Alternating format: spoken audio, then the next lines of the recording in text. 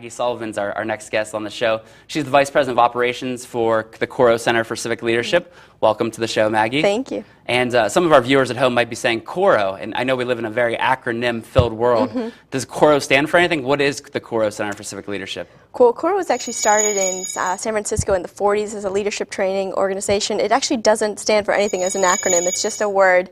But we came to Pittsburgh in 1999, and our mission is really to advance ethical and effective leaders who share a commitment to civic engagement, who really want to make a difference in their community. So.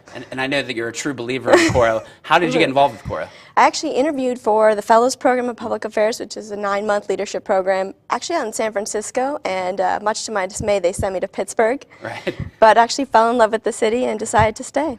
What do you think makes Pittsburgh great? What do you like about being here? Oh, it's incredible. It's just a very, the people are amazing. It's affordable, great resources, and a really engaged community. So it's been a great place to call home for the last 5 years. That's great. I mentioned in the intro that you became the Vice President of Operations there in your mid-20s. How did you accomplish so much at such a young age? I was really lucky. The Korra training really well prepared me. I'm a complete believer in it. Went and worked in the foundation community for a little bit, and then came back to Korra running some of their programs, and just fell in love with it. Right. Had a great team. That's good. Yeah, and it is an excellent team at Korra.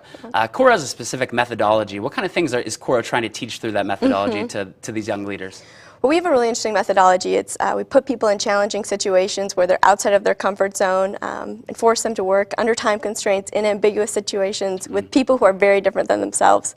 But we try to do that with reflection components, so learning from those experiences, as well as the support component of coaches, mentors, creating learning environments.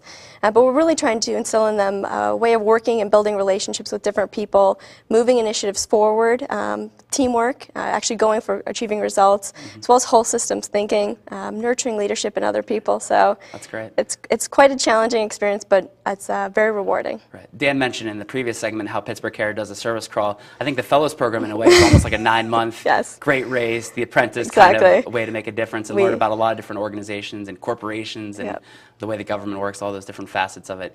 Now, I understand Korra is having a birthday coming up soon, right? It's our 10th anniversary this year. Turning 10. Exactly. Any growing pains to this point? Well, we've learned a lot along the way. We've always, I think, as an organization, have come up with challenges, especially now with the economy the way it is. But we've learned a lot. We've got a great team and great supportive community, and a lot of people and organizations that have helped us. That's great. As somebody that's a little bit involved with Korra through the alumni board, I know that two of the things that really helped out Korra in these tough economic times. The first was the MLK event. Yes. And that took place, I believe, in February. It's actually January of every year. Right. It's our second year we did this year. Okay.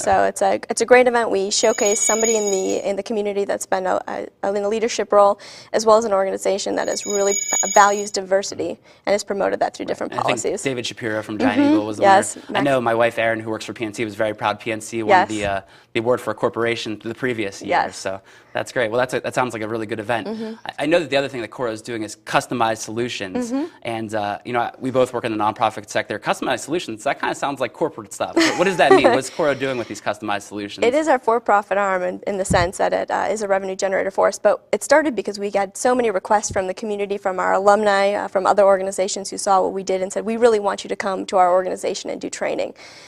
So we reacted to that by designing customized programs for different organizations. So we're working with the Pittsburgh Public School District, the Parental Stress Center, A+ schools, a variety of different organizations, and designing training programs specifically for their organizations. So if we have anyone that's watching the show, they could maybe connect with you to come up with a customized process or program for their organization, business, whatever it happens to be. Exactly. A lot of different leadership training, team building, working with diverse populations, et cetera. That's great. You mentioned earlier that you're a former fellow, and we're always hearing about the fellows. As somebody that goes to a lot of events in Pittsburgh, those fellows are everywhere. I don't know when they sleep, but they're absolutely great. And the nice thing is that a lot of them do end up staying like you have in the region and continue to give back. Who are the fellows? Where do they come from? What's the process that brings them here? And what are some of the highlights of what they've done? Great. Well, it's a national selection process. So we bring in fellows from across the country. We recruit nationally and then bring them here, and they go through a 9-month, really challenging, almost like a medical rotation process where they work in the for-profit, nonprofit, government sectors. They do community projects, a lot of service work, and then hopefully stay on in the community and continue to do that work. So we've in our 10th year, we graduate about 16 each year, and they're doing all sorts of things. They're running community development organizations, holding top posts in some of our corporations. One's actually running for city council. Natalia's running for city council this year, so that's great. We're really excited. So we need everyone to be like Natalia and you and keep giving back. That's great. I know that all the fellows that I've come into contact with have been excellent, and it's just a great group of people. And even if we only get them for a year here in the region, it's still a tremendous asset to our region. Let's talk about some of the programs that Korra runs. I'm an alum of 2004 from the Emerging Leaders in Public Affairs program, which I know is taking a little bit of a different shape. But you have ELPA, a program like ELPA, Leaders in Learning, Women in Leadership. If you don't mind just sharing a little bit about some of those programs. Well, we kind of have a general pipeline, so we start off with youth programming. We're working with high school students right now, trying to have them take a leadership role in the high school reform movement. We have emerging leaders programs like the Fellows program, so people who are coming into their careers. Same with the Regional Internship Center, which I think Regina will talk about later on the show.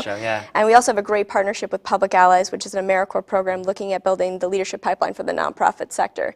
We also run a few executive level programs, so Women in Leadership, bringing together diverse women from all different sectors in the Pittsburgh region to go through a training process and learn together and grow together, as well as something like Leaders in Learning, which is for people who are really interested in the public education sector, so getting them involved, so teachers, business owners, parents, bringing the group together to learn from each other and develop projects together. That's good. I mean, I'm an ELPA alum. My wife is a proud Women in Leadership alum. We're, I think, true believers of Korra and what you do. So that's excellent. And if anyone's watching at home, they could definitely go to your website to find out more information. That's great. Our website's pittsburgh.korro.org. Or if you search korro.org and come up to the Pittsburgh site, it's a great way to get involved. Great. And I know you're active as well with Big Brothers Big Sisters. We're very proud to have Maggie on our board. So I'm just going to ask you a couple questions about the ways that we work together. Big Brothers Big Sisters and Korra work together. We just signed a memorandum of understanding. You're on our board of directors. How do you see that relationship going? What are some ways that you think that, and I know collaboration is so important for our region. Between two nonprofits, how do you think we can work together? Well, I think we've got a great opportunity. We have over 1,000 alum at this point in our 10 years here, and there are people who want to be involved in the community, get involved. So I think we're trying to direct them to Big Brothers Big Sisters as much as possible to get them on the ground with our young people here. I also think the opposite's true in terms of having the littles who are coming up in the community who have coming through our programs, as well as some of the bigs getting additional leadership training through our organization. So it's a great collaboration. Exactly. That's good. Absolutely. Now I know you're also on the Propel Pittsburgh Commission. What is it? What does the Propel Pittsburgh Commission do? It's basically the mayor's Young Professionals Commission. We make recommendations to the mayor about how to make the city more a better place for young people. So everything looking at issues of immigration, transportation, education, what can we do as a city to keep our young people here? Do you think it's working so far? Do you think there's some good things in the pipeline? I think there's some great things in the pipeline. We're actually partnering with the Regional Internship Center coming up, looking at connecting our region's interns with the mayor's office, as well as polling them to see what they really want. That's great. In terms of what would keep them here. So. Excellent. Well, I want to thank you. If you don't mind just sharing with our viewers one more time about Korra, how they can get in touch with you if they want to learn more about Korra and the programs. Yep. If you want to learn more about Korra, go to our website. It's pittsburgh.korro.org. If you're an individual and interested in applying for a program, or if you're an organization and would like to get involved in some of our customized trainings. Okay. Great. Well, thanks, Maggie. I want to thank you as well with the book. Thank you very much. I appreciate it. Thanks for being on the show today. Thank you. And we'll be right back after this break.